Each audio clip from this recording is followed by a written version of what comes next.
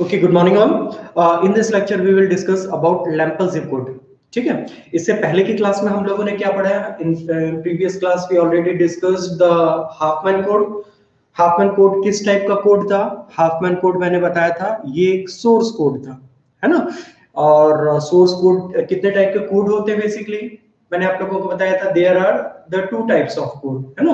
कौन कौन से दो टाइप के कोड होते हैं? One is known as source code, another one is known as channel code. बताया था, ये सब क्लियर था, हम लोगों ने प्रीवियस लेक्चर में ये सब डिस्कस किया था। सोर्स कोड की जरूरत कब पड़ती है? ट्रांसमीटर में दोनों टाइप की कोडिंग होती है, सोर्स कोडिंग भी होती है, चैनल कोडिंग भी होती है। सोर्स कोड का यूज किया जाता है नंबर ऑफ बिट्स को कम करने के लिए, ठीक है। और चैनल कोडिंग का यूज किया जाता है उस कम बिट में कुछ और बिट को ऐड करके रिसीवर तक ट्रांसमिट करने के लिए।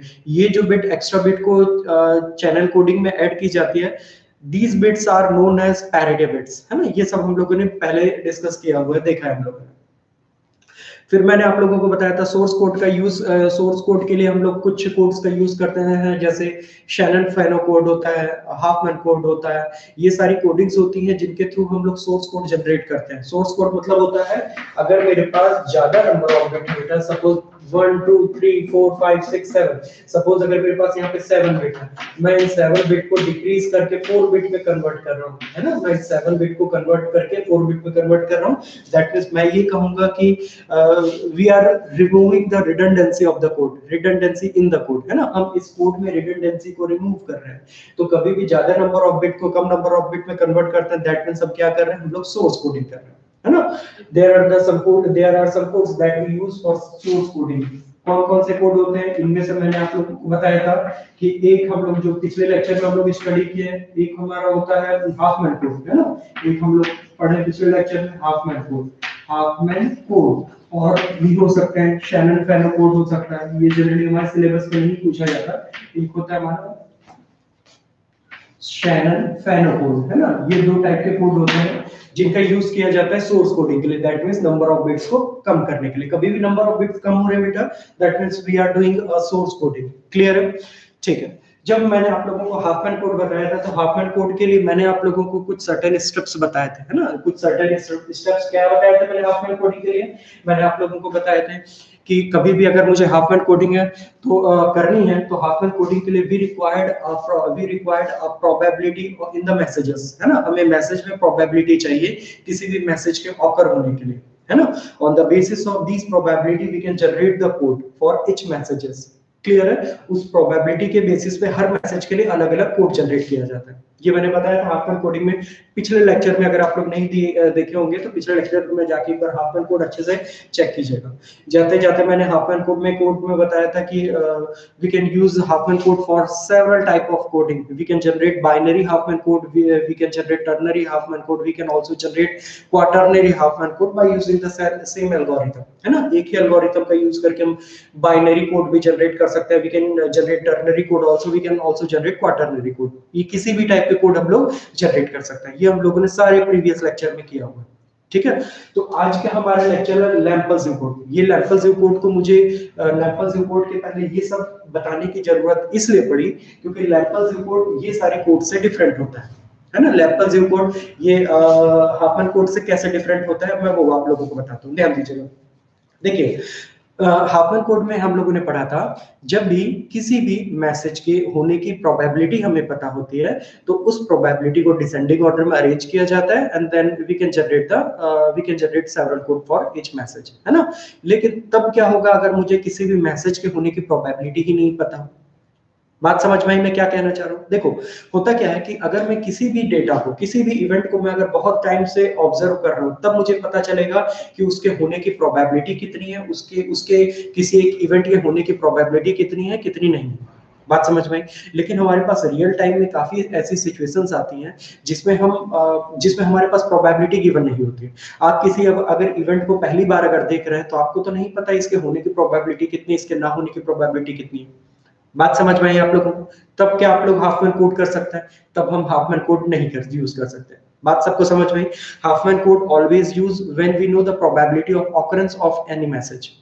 क्लियर बात है यहां तक सभी को?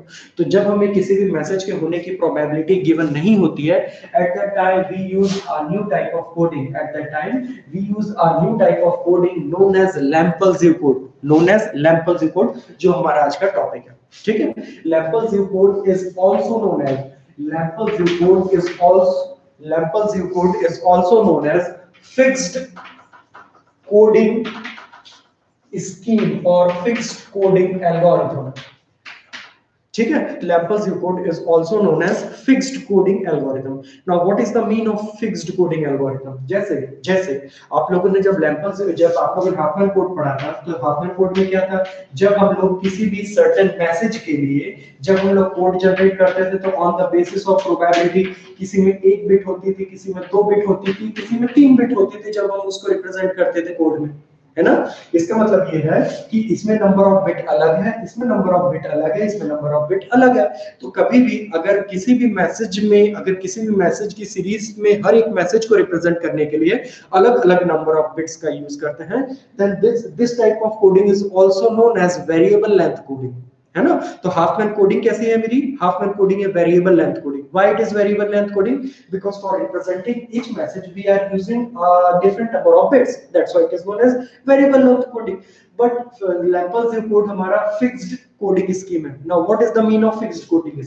जब मैं लैम्पल्स कोड का यूज करके 3 मैसेज को कोड करूंगा, जब मैं लैम्पल्स कोड का यूज करके 3 मैथड को कोड करूंगा, तो इसमें भी ध्यान दीजिएगा, इसमें भी नंबर ऑफ बिट 2 है, इसमें भी नंबर ऑफ बिट 2 है, इसमें भी नंबर ऑफ बिट 2 है। आप लोग यहाँ पे देखेंगे, है ना। तो क्योंकि यहाँ पे तीनों में नंबर ऑफ बिट सेम है, क्योंकि यहाँ पे तीनों को रिप्रेजेंट करने के लिए हम जो यूज कर रहे हैं वहां पे नंबर ऑफ बिट सेम है, that's why it is known as fixed length coding. Clear बात यहां तक सबको समझ में? ठीक है। अब सबसे पहले तो इसकी कुछ थ्योरी होती है बेटा, इसकी आप लोग अगर थ्योरी नोट करना चाहते हैं तो इसकी कुछ थ्योरी पॉइंट्स नोट कर लीजिएगा। मैं एक बार बता देता हूं आप लोगों को, आप लोग जल्दी से नोट कर लीजिएगा उसको, है ना। वीडियो को पॉज करके आप लोग आराम से नोट कर लीजिएगा, मैं भी बता रहा हूं। इसके लिए अगर आपको कुछ थ्योरी लिखना है तो आप लोग मेंशन कर सकते हैं। हाफमैन कोड इज ओनली, इसके लिए अगर आप लोगों को कुछ थ्योरी पॉइंट्स लिखना है तो आप लोग नोट कर सकते हैं। Hopman code is only applicable, Hopman code is only applicable when any event is observed from when any event is observed from long time interval, from long time interval. But in real time application it is not possible, it is not always possible, but in real time application it is not always possible. So at that time we can use a different type of coding known as Lampelsive coding. Okay, Lampelsive coding is also known as fixed length coding. ठीक है, आप लोग इसमें अगर कुछ theory points note करना चाहते हैं तो ये आप लोग नोट कर लीजिएगा। This one is also known as fixed length coding. Now एक स्टेप नोट कीजिएगा। there are several steps that we follow, there are several steps that we follow to generate Lampelsive code. There are several steps that we follow to generate Lampelsive code, है ना। मैं कुछ steps बता रहा हूं, मैं steps एक बार read कर रहा हूं जल्दी से, है ना। आप लोग वीडियो को पॉज करके आराम से इसको नोट कर सकते हैं बाद में, ठीक है। अभी क्योंकि जब तक आप लोग इसको सॉल्व नहीं करेंगे तब तक ये स्टेप्स आप लोगों को क्लियरली समझ में नहीं आएंगे, है ना। तो मैं आप लोगों को एक क्वेश्चन बताऊंगा, एक क्वेश्चन हम लोग सॉल्व करेंगे, उसके बाद आप लोगों को जो जितने भी स्टेप्स हम लोग यहाँ पे लिखे सभी आप लोगों को क्लियर हो जाएंगे, ठीक है। तो इसमें कुछ स्टेप्स होते हैं, जैसे स्टेप नंबर 1 इसमें होता है, स्टेप नंबर 1 इसमें होता है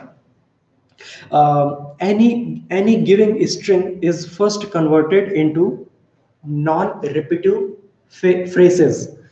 Any given string is first converted into non-repetitive phrases, है ना। ये हमारा पहला स्टेप हुआ। दूसरा स्टेप हमारा क्या कहता है, on the basis of number of quantity of phrases we can allocate how many bits are required to represent that message, ठीक है। आप लोग वीडियो को पॉज करके या वीडियो को रिपीट करके नोट कर लीजिएगा। तीसरा होता है तीसरा स्टेप होता है हमारा, now we add some prefix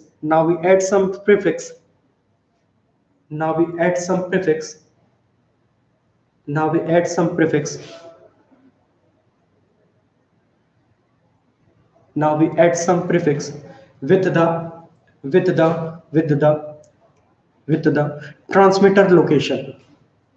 transmitter location step number 4 आप लोग नोट कर सकते हैं.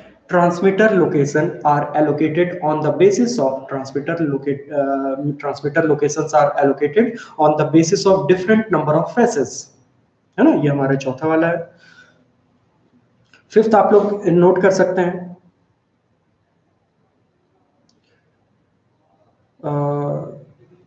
This the data that is encoded from the previous step is transmitted towards the receiver. है ना, ये हमारा स्टेप नंबर 5 है. स्टेप नंबर 6 में आप नोट कीजिएगा. स्टेप नंबर 6 में नोट कीजिएगा.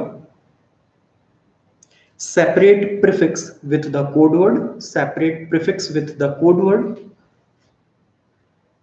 Separate prefix with the code word and get the desired data and get the desired data and get the desired data and get the desired data. ठीक है. अब जितने भी मैंने आप लोगों को अभी स्टेप्स बताए बेटा, जो भी हम लोगों ने अभी स्टेप्स किए हैं ना, स्टेप्स आप लोगों को समझ में आएंगे जब हम लोग एक आध दो न्यूमेरिकल्स करेंगे. है ना, तो एक हम लोग छोटा सा न्यूमेरिकल देखते हैं, इसके बाद हम लोग फिर आगे की तरफ चलेंगे. एक छोटा सा न्यूमेरिकल देखते हैं कि मैं इतने सारे स्टेप्स में जो कहाँ हूँ, ये सब है क्या, मैंने कहा क्या इतने सारे स्टेप्स में. सबसे पहले मैं ये वाला एक न्यूमेरिकल बना लेता हूँ, फिर मैं आप लोगों को प्रॉपर्ली उसको समझाते जाऊंगा कि कहाँ पे कैसे कैसे होगा. ठीक है, ओके.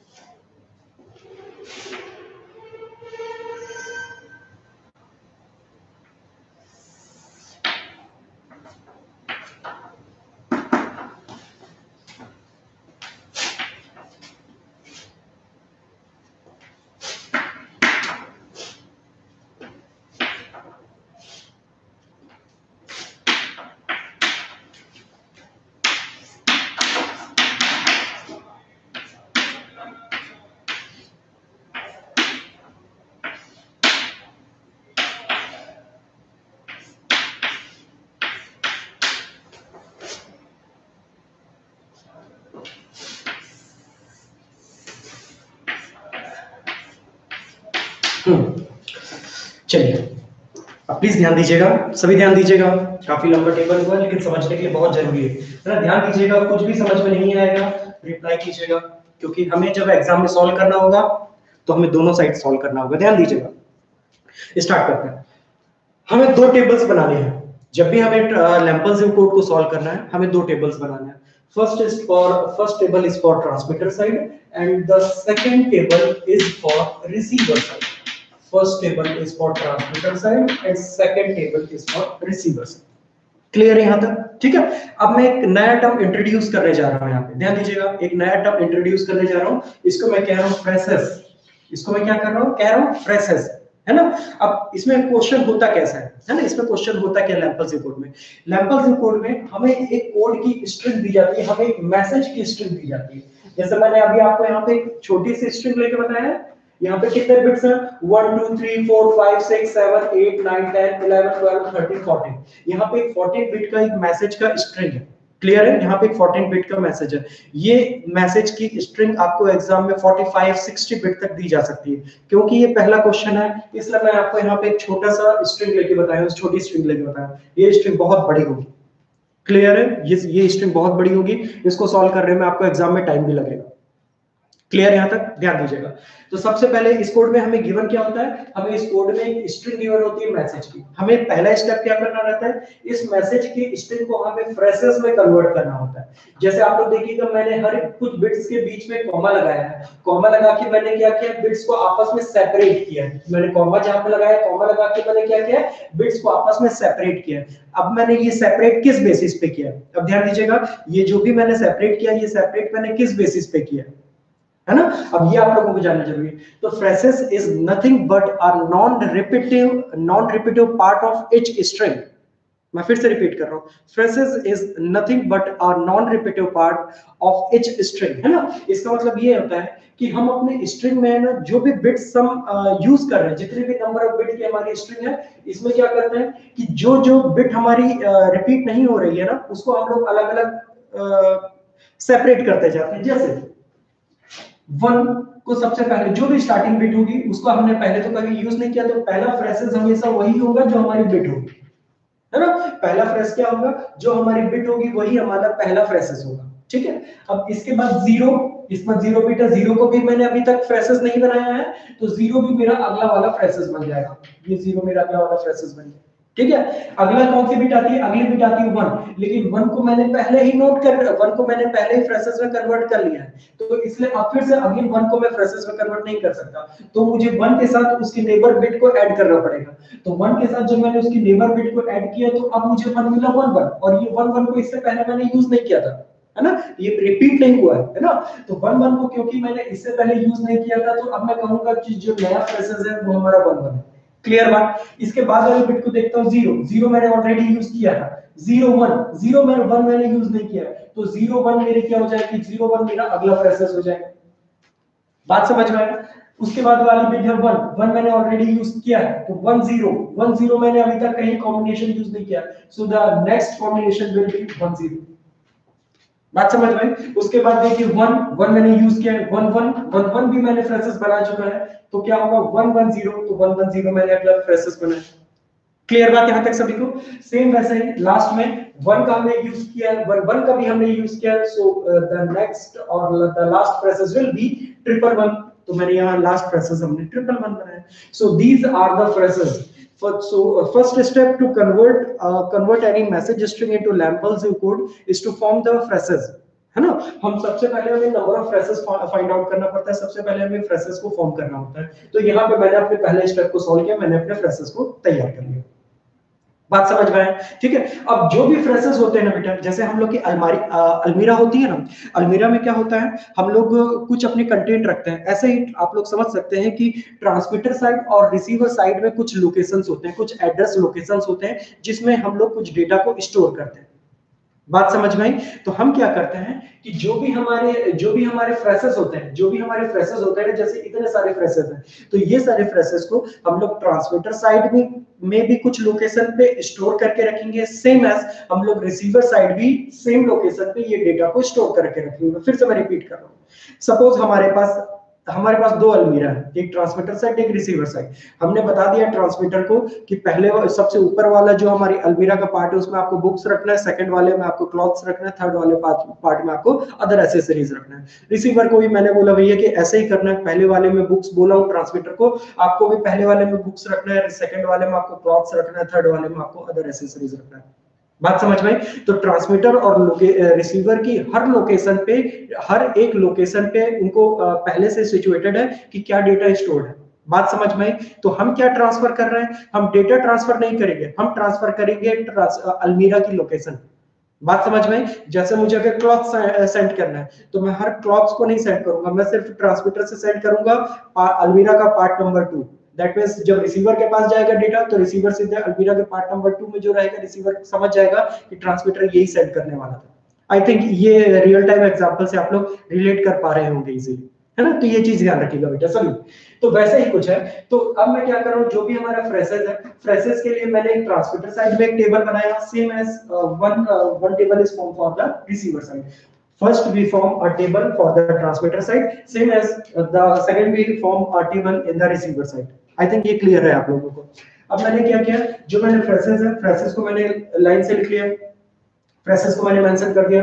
नाउ ये जो सेकंड कॉलम में बेटा ये लिखा हुआ ट्रांसमीटर एलओसी लिखा है ना जो मैंने, transmitter location in transmitter location आप कर सकते हैं, इन डेसिमल की जरूरत नहीं है, आप लोग यहाँ पे कर सकते हैं transmitter location, this one is the transmitter location. अब मैंने क्या किया, ध्यान दीजिएगा, अब मैंने क्या किया, जो 1 वाला डेटा है इसको मैंने अपने ट्रांसमीटर की इस लोकेशन पे स्टोर किया, जो 0 डेटा है इसको मैंने अपने ट्रांसमीटर की इस लोकेशन पे स्टोर किया है, इस डेटा को इस लोकेशन पे, इस डेटा को इस लोकेशन पे। बात समझ में? अब बात ये आती है कि हमें कैसे पता चलेगा कि ट्रांसमीटर की लोकेशन को रिप्रेजेंट करने के लिए मुझे 3 बिट्स का कॉम्बिनेशन का यूज करना है कि 4 बिट के कॉम्बिनेशन का यूज करना है कि 5 बिट के कॉम्बिनेशन का यूज करना है। आप लोगों के मन में डाउट आना चाहिए, क्योंकि यहाँ पे तो ट्रांसमीटर की लोकेशन को रिप्रेजेंट करने के लिए मैं 2 बिट में भी काम कर सकता था, 3 बिट में भी कर सकता था, 4 बिट में भी कर सकता था, 5 बिट में भी कर सकता था, क्यों मैंने 3 ही लिए? इसका मेन रीजन ये है कि हम लोग काउंट करते हैं नंबर ऑफ फ्रेसेस, जैसे मैंने यहाँ किया 1 2 3 4 5 6 7 है ना, अब मैंने यहाँ पे काउंट किया नंबर ऑफ फ्रेसेस आर 7, और 7 को रिप्रेजेंट करने के लिए we can use the minimum number of bit as 3 है ना। अगर मुझे इस फ्रेसेस को अगर मुझे रिप्रेजेंट करना है बाइनरी में, नंबर ऑफ फ्रेसेस को रिप्रेजेंट करना है बाइनरी में, तो मुझे 7 डिफरेंट लोकेशंस चाहिए होंगी, और हम जानते हैं कि 7 को जब मुझे बाइनरी में रिप्रेजेंट करना होता है तो मुझे 3 बिट्स के कॉम्बिनेशन की जरूरत पड़ती है। बात समझ में? अगर यहीं पे यहाँ पे अगर मेरे यहाँ पे नंबर ऑफ फ्रेसेस अगर मेरे 10 हो जाते हैं, सपोज फॉर एग्जांपल अगर यहाँ पे नंबर ऑफ फ्रेसेस मेरे 10 हो जाते हैं, तो हम जानते हैं कि 10 को रिप्रेजेंट करने के लिए कितने बिट्स की जरूरत पड़ती है। we need 4 bits of combination to represent 10 है ना। अगर मुझे 10 को रिप्रेजेंट करना है तो मुझे 4 बिट के कॉम्बिनेशंस का यूज करना पड़ेगा। इसका मतलब ये हुआ कि ट्रांसमीटर की हर एक लोकेशन को रिप्रेजेंट करने के लिए मुझे 4 बिट की जरूरत पड़ेगी। बात यहां तक आप लोगों को क्लियर हो गई? तो उसी कॉन्सेप्ट से मैंने यहाँ पे देखा कि टोटल हमारे पास 7 फ्रेसेस है, और 7 फ्रेसेस को अगर नंबर ऑफ बिट अगर मैं 3 तक देता हूँ तो मेरा काम हो जाएगा। तो मैंने क्या किया, ट्रांसमीटर की हर एक लोकेशन को 3-3 बिट से रिप्रेजेंट कर दिया, और हमेशा याद रखेंगे जो ट्रांसमीटर की लोकेशन स्टार्ट होगी वो 001 से स्टार्ट होगी, 000 से स्टार्ट नहीं करना है, क्योंकि 000 पे हमारा एक डेटा स्टोर होता है जिसको मैं ऐसा डैश साइन से रिप्रेजेंट करता हूँ, है ना। तो हमेशा जो भी मैसेज स्टोरिंग स्टार्ट होगा वो हमेशा 001 से स्टार्ट होगा, 000 में कुछ भी नहीं रखना है, क्योंकि 000 में ऑलरेडी एक डैश साइन हमेशा स्टोर्ड होता है। इसको चाहे मैं लिखूं चाहे मैं ना लिखूं इससे कोई फर्क नहीं पड़ता, लेकिन ध्यान रखना है आप लोगों को, ठीक है। हमेशा स्टार्ट करना है 001 से, तो मैंने ट्रांसमीटर को लोकेशन प्रोवाइड कर दी। क्लियर है यहाँ तक? Now next column is prefix. अब प्रीफिक्स मतलब क्या है? प्रीफिक्स मतलब ये है कि जो भी मेरे फ्रेसेस हैं उसमें मुझे देखना है कि प्रीफिक्स क्या है। जैसे 1 के सामने क्या लिखा हुआ है, 1 के सामने कुछ लिखा है क्या, कोई बिट है क्या, हमारी सबसे एलएसबी के सामने कोई बिट है क्या। अगर हमारे एलएसबी के सामने कोई भी बिट नहीं है, that means prefix should be dash, है ना। प्रीफिक्स शुड बी डैश, तो प्रीफिक्स को रिप्रेजेंट करने के लिए मुझे डैश को रिप्रेजेंट करना पड़ेगा। जैसे यहाँ पे 0 के सामने भी कोई बिट नहीं है, तो 0 की प्रीफिक्स भी हमारी हुई डैश। क्लियर? अब यहाँ पे देखूंगा ये जो LSB 1 है, 1 के सामने क्या है, 1 है, तो इसलिए मैंने यहाँ पे प्रीफिक्स 1 लिखा। अब यहाँ पे देखा मैंने इसके सामने क्या है, इसके सामने 0 है, so it's prefix will be 0। इसके सामने क्या है, 1 है, तो मैंने 1 लिखा। इसके सामने क्या है, 1 1, तो मैंने 1 1 लिखा। इस लास्ट बिट के सामने क्या है, 1 1, तो मैंने इसके सामने प्रीफिक्स की वैल्यू 1 1 लिखा। आई थिंक ये सब क्लियर हो गया होगा आप लोगों को। क्लियर बात याद है? अब क्या करना है, अब मुझे इन प्रीफिक्स की लोकेशन, अब मुझे इन प्रीफिक्स को देखना है कि ये हमारे ट्रांसमीटर में किस लोकेशन पे आ सकते हैं, है ना।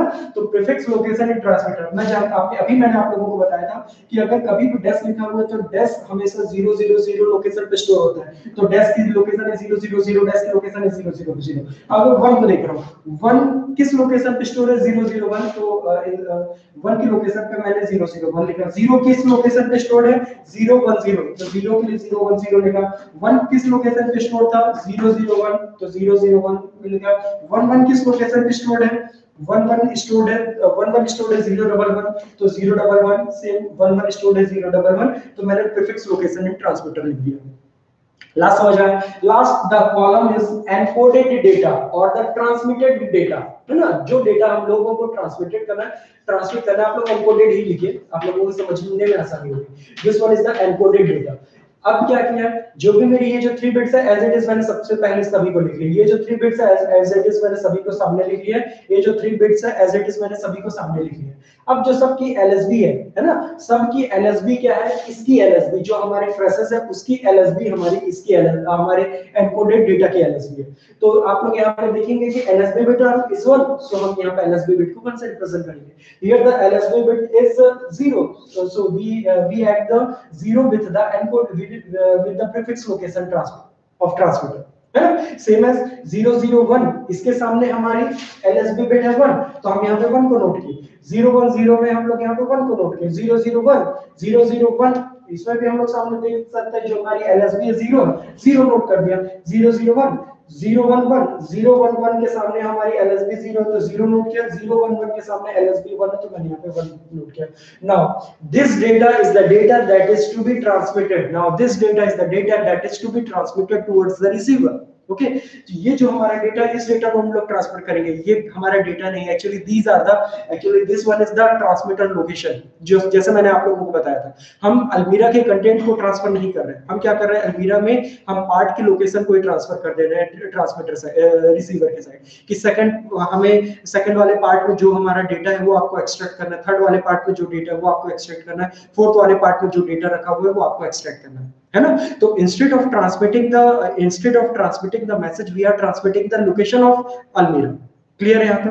अब जब ये हमारा पूरा ट्रांसमिटर साइड का टेबल बन गया, अब ट्रांसमिटर साइड के टेबल के बाद हम लोगों को बाजू में बनाना है रिसीवर साइड का डेटा। अब डेटा को हमें रिसीव भी तो करना है ना।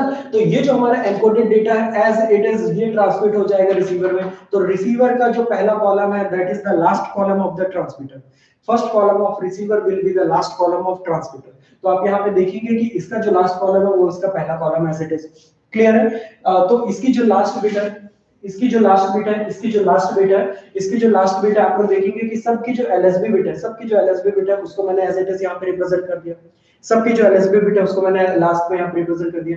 जैसे आप यहाँ पे देखेंगे 1 को मैंने रिप्रेजेंट एक्सट्रैक्ट किया, अलग किया, सेपरेट किया। 0 को मैंने सेपरेट कर दिया, 1 को मैंने सेपरेट कर दिया, 1 को मैंने सेपरेट कर दिया, 0 को मैंने सेपरेट कर दिया, 0 को मैंने सेपरेट कर दिया, 1 को मैंने सेपरेट कर दिया। बात समझ आई? इसको मैंने b से रिप्रेजेंट कर दिया। क्लियर। अब जो रिमेनिंग हमारी स्टार्टिंग के 3 बिट्स है उसको मैंने अलग से लिख दिया है यहाँ पे। आप इसको ट्रांसमीटर लोकेशन भी कह सकते हो, आप इसको ट्रांसमीटर लोकेशन भी कह सकते हो या एड्रेस लोकेशन भी कह सकते हो। आप इसको ट्रांसमीटर लोकेशन भी कह सकते हो या एड्रेस लोकेशन भी कह सकते हो। अब आप लोगों को देखना है कि इस एड्रेस में क्या डेटा स्टोर था। मैंने आप लोगों को पहले ही बताया था कि 000 पे कोई डेटा स्टोर नहीं है, 000 पे हमारा डैश स्टोर है, तो हम यहाँ पे डैश लगा दिए, 000 पे डैश लगा दिए।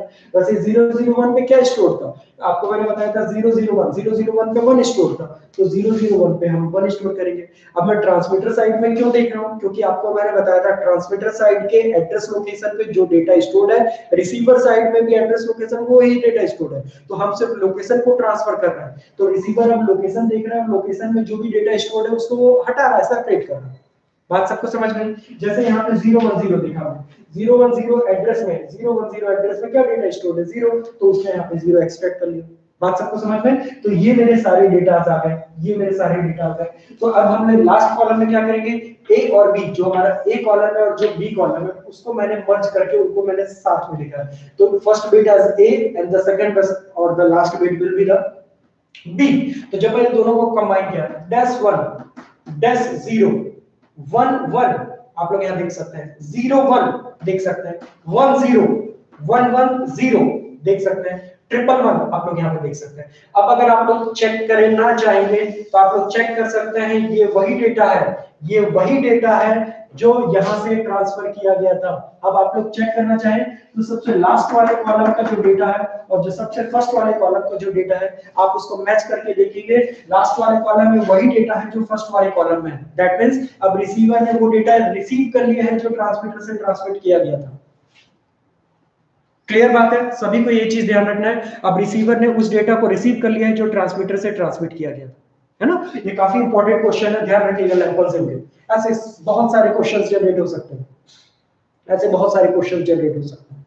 ठीक है, आप लोगों को ये वाले क्वेश्चन जितने भी लैंपल के क्वेश्चन आते हैं, आप लोगों को अगर एग्जाम में लैंपल के क्वेश्चन आते हैं तो लैंपल के क्वेश्चन आप लोगों को सिंपल ये बोलना जाता है कि convert the following code words, so convert the following message string into Lempel code word. convert the following message string into in Lampers code word. तो at that time आप लोगों को ट्रांसमीटर का अलग एक टेबल बनाना होगा, रिसीवर का एक अलग आप लोगों को टेबल बनाना पड़ेगा। बात समझ में? ट्रांसमीटर का अलग टेबल बनाना पड़ेगा, रिसीवर का अलग टेबल बनाना पड़ेगा। और अगर आप लोगों से लैम्पल्स कोड पूछ रहा है कि लैम्पल्स कोड कहाँ पे है भाई, तो लैम्पल्स कोड ही है जो हम लोग ट्रांसमीटर से ट्रांसफर कर रहे हैं ना, वो हमारा लैम्पल्स कोड है। जिस डेटा को हम लोग ट्रांसमीटर से ट्रांसफर कर रहे हैं, जिस डेटा को हम लोग ट्रांसमीटर से ट्रांसफर कर रहे हैं, that data is the Lempel's code. Sir transmitter location वाला कॉलम एक बार और बता दीजिए। ठीक है, जल्दी से एक बार देख लेते हैं हम लोग को ट्रांसमीटर लोकेशन वाला, है ना। देखो बेटा, सबसे पहले नॉन रिपीटिव जो भी हमारे डेटा है उनको हम लोग फ्रेसेस बोल दिए, ऊपर लिख लिए। On the basis of number of quantity in phrases मैंने ट्रांसमीटर में बिट एलोकेट कर दी और यहाँ पे ट्रांसमीटर को लोकेशन प्रोवाइड कर दी। जैसे अगर यहाँ पे मेरे है ना, अगर यहाँ पे मेरे पास 12 डिफरेंट फ्रेसेस आ जाते, तो मुझे पता है कि 12 को रिप्रेजेंट करने के लिए, 12 को रिप्रेजेंट करने के लिए we need 4 number of bits, है ना, हमें 4 बिट चाहिए। तो उस समय क्या करता है, हर एक लोकेशन को मैं 4 बिट से रिप्रेजेंट करता हूँ। और हमेशा स्टार्ट करना है बेटा 0001 से, 0000 में कोई कुछ भी स्टोर नहीं करना है, क्योंकि इस लोकेशन को हमेशा वेकेंट छोड़ा जाता है डैश डेटा स्टोर करने के लिए। क्लियर बात? तो अब इसके बाद लाइन से 001 010 011 100 101 110 111 ऐसा हम लोग एक सबको एड्रेस प्रोवाइड कर देते हैं। इसको अगर आप लोग बाइनरी डेसिमल फॉर्म में कन्वर्ट करेंगे तो ये 1 है, 2 3 4 5 6 7, है ना। दैट मींस मेरे अलमीरा में क्या है बेटा, मेरे अलमीरा में यहाँ पे 7 पार्टीशन है ना, 1 2 3 4 5 6 7। और जो स्टार्टिंग वाला है ये हमेशा वेकेंट रखते हैं। जो भी हमारे पास फ्रेसेस आएंगे हमको इनको इनमें स्टोर करना है। अब जो हमारी ये जो अलमीरा की ये जो लोकेशन है ना, इनको हम बिट्स के फॉर्म में यहाँ पे रिप्रेजेंट कर देंगे। क्लियर है? बिट्स के फॉर्म में स्टोर कर दिए। और अब प्रीफिक्स, अब हम लोग देख रहे हैं कि इसके सामने क्या प्रीफिक्स है, ये सब प्रीफिक्स लिखा है। 0 के सामने क्या प्रीफिक्स है, 1 के सामने क्या प्रीफिक्स है, 1 के सामने क्या प्रीफिक्स है, 0 के सामने क्या प्रीफिक्स है, 0 के सामने क्या प्रीफिक्स है, 1 के सामने क्या प्रीफिक्स है। प्रीफिक्स कैसे निकालते हैं? सिर्फ और सिर्फ है बेटा एलएसबी को देखना। एलएसबी के सामने जो रहेगा उसको प्रीफिक्स कहते हैं। एलएसबी के सामने जो रहेगा उसको प्रीफिक्स कहेंगे। ठीक है, तो हम लोगों ने यहाँ पे सारे प्रीफिक्स लिखा। अब ये हम लोग देखेंगे कि अभी ये जो प्रीफिक्स में जो डेटा है क्या हमारी एड्रेस लोकेशन पे कहीं पे है, तो इसके बेसिस पे हम लोग एड्रेस लोकेशन को चेक करेंगे कि 1 कहाँ पे है, 1001 है, तो 1001 में लिखिए। उसी के बेसिस पे सारे हम लोगों ने ये टेबल बना लिया। और लास्ट में क्या कर रहे हैं हम लोग, ये जो 3 बिट है वो तो एज इट इज 3 बिट है, लेकिन जो इसकी लास्ट बिट है ना वो यहाँ पे एलएसबी बिट है। ये जो सबकी एलएसबी बिट है ना, दैट इज ये आप लोग देख रहे हैं, ये आप लोग जो सबकी लास्ट बिट देख रहे हैं, ये जो हमारी लास्ट बिट है वो सबकी लास्ट बिट यहाँ पे बन जाएगी। ठीक है, और यही हमारा जो लास्ट वाला कॉलम है ना बेटा, यही हमारा लैम्पल्स कोड कहलाता है। आप लोग एक चीज यहाँ पे देखेंगे, हर एक कोड वर्ड की लेंथ सेम है, हर एक कोड वर्ड की लेंथ सेम है। That's why it is known as fixed length code. Lempel's code is also known as fixed length code. Clear, यहाँ तक ध्यान रखिएगा। Lampels code is also known as fixed length code, and these Lampels code is to be transmitted towards the receiver side. Now the receiver extract the address location with the LSB bit and form a new code that is transmitted from the transmitter side. है ना, last में जो हमें column मिलता है इसमें वही data है जो ट्रांसमीटर साइड से ट्रांसफर किया गया। बहुत इजी क्वेश्चन है, आप लोग नोट कर लीजिएगा जल्दी से। बहुत इजी क्वेश्चन है, आप लोग जल्दी से नोट कर लीजिएगा। नोट कर लिए? आई थिंक इतनी देर में आप लोग नोट कर लिए होंगे। अगर नोट नहीं भी किए होंगे बेटा तो अपने मन से ना वीडियो को पॉज कर लीजिएगा और बाद में आराम से नोट कर लीजिएगा। मैं अब अपने मन से कुछ भी एक छोटा सा क्वेश्चन दे देता हूँ नेक्स्ट लेक्चर स्टार्ट होने से पहले।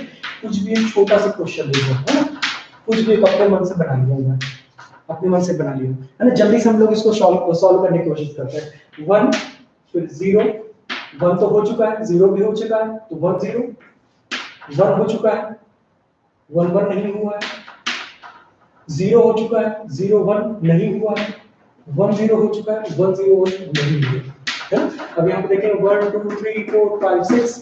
क्लियर, यहाँ पे 6 डिफरेंट फ्रेसेस है, तो 6 डिफरेंट फ्रेसेस को रिप्रेजेंट करने के लिए यहाँ पे भी हमें 3 लोकेशन यूज करना, 3 बिट्स का यूज करना पड़ेगा। यहाँ पे भी हम वैसे ही करेंगे। Clear one? तो अब यहाँ पे क्या चेंज हो जाएगा? आई थिंक ये सभी लोग बना लिए होंगे ना।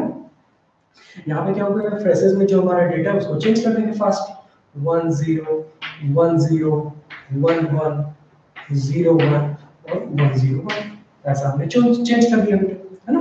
लोकेशन जल्दी से प्रोवाइड कर देता है 0 0 1 0 1 0 0 1 1 1 0 0 1 0 1 and the last one is 1 1 0। अगर आप लोगों को ये डाउट आ रहा होगा कि मैं ये कैसे लिख रहा हूँ, तो ये कुछ भी नहीं है, ये 1 2 3 4 5 6 7 का रिप्रेजेंटेशन है ना। ओके, अब अगला हमें क्या करना है, अगला हमारा प्रीफिक्स है। इसके सामने कुछ है क्या, इसके सामने कुछ है क्या, नहीं है, तो सीधे सीधे डैश लगा दो। इसके सामने कुछ है क्या, हाँ है 1 है। इसके सामने क्या है, हाँ 1 है। इसके सामने क्या है, 0 है। इसके सामने क्या है, 1 0 है। सीधे सीधे लगा दो, कोई दिक्कत नहीं है ना।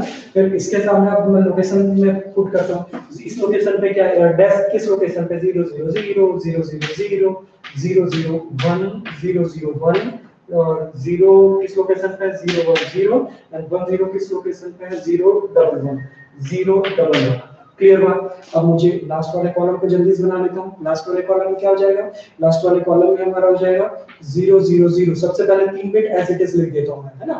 0 0 1 0 0 1 0 1 0 और 0 1 1। सबसे पहले क्या किया, starting 3 bit as it is लिख दिया। अब सबकी एलएसबी बिट यहाँ से उठा लूंगा 1 0 0 1 0 0 1 1 1 1 1 1। अब ये हम, this one is the numbers input, है ना। Now it is transmitted from the transmitter. जब ट्रांसमीटर से ट्रांसफर किया जाएगा तो डेफिनेटली रिसीवर में यही रिसीव हो रहा है। 0 0 0 0 0 0 0 1 0 0 0 1 1 0 1 0 1 0 1 1 1। ये हमारा हो गया। अब मैं क्या कर रहा हूँ, इसकी लास्ट बिट को हटा दिया हूँ, सबके लास्ट बिट को एक्सट्रैक्ट कर दे रहा हूँ 0 1 1 1। अब क्या हुआ, अब क्या करेंगे, यहाँ पे सबके पहले बिट स्टार्टिंग के 3 बिट को अलग से रख देंगे 0 0 0 0 0 0 0 0 0 1 0 0 1 0 1 0 0 1 1। क्लियर है यहाँ तक। अब क्या किया है हम, इस लोकेशन पे क्या स्टोर है, इस लोकेशन में तो कुछ भी नहीं है, इस लोकेशन कुछ भी नहीं है। 0 0 1 में क्या है, 1 है। 0 0 1 में क्या है, 1 है।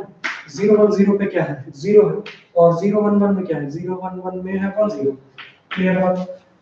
अब क्या कर रहे हैं, लास्ट वाले कॉलम में कुछ भी नहीं कर रहे हैं, इस टेबल और इस टेबल को आपस में सम अप करके लिख रहे हैं, तो क्या हो जाएगा 1 0। पहले डैश 1 मतलब 1, डैश 0 मतलब 0, 1 0 then 1 1 then 0 1 and the last one is 1 0 1 1 0 1।